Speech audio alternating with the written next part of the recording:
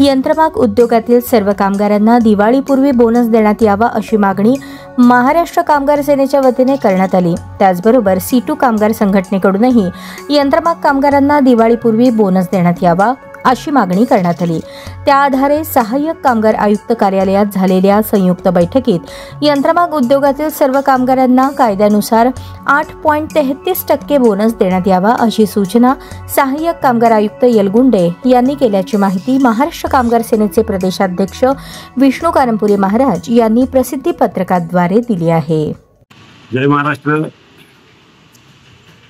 सोलापूर शहरातील व जिल्ह्यातील यंत्रमाग उद्योगातील सर्व कामगारांना कायद्यानुसार 8.33% बोनस देण्यात यावी अशा प्रकारची सूचना सहाय्यक कामगार आयुक्त श्री निलेश येलगुंडे यांनी केलेली आहे।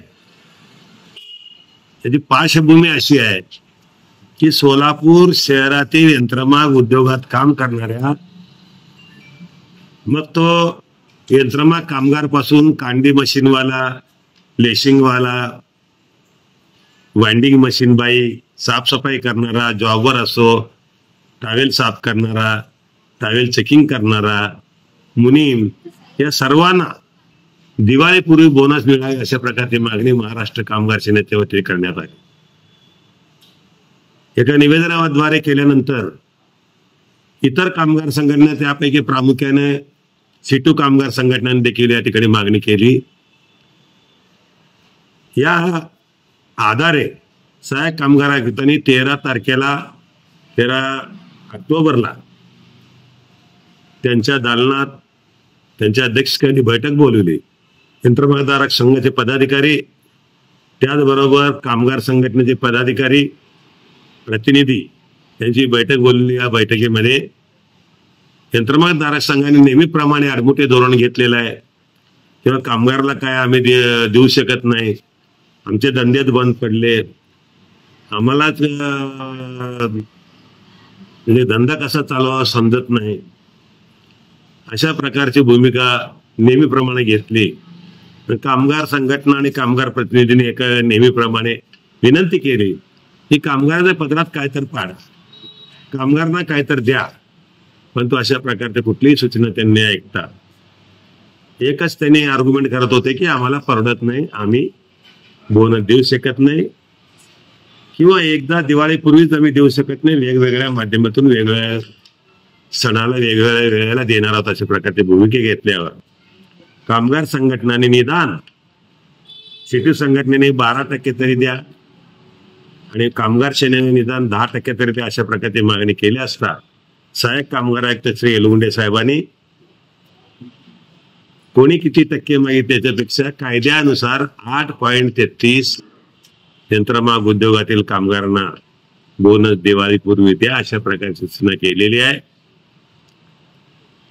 भाऊ या सूचनेचा यंत्रमागधारक संघ का किती प्रमाणात त्याने अंमलात आणतील किंवा कामगारावर दया करतील किंवा कामगारांचे दिवाळी साजरा राष्ट्रीय सण साजरा करण्यामध्ये किती त्यांचं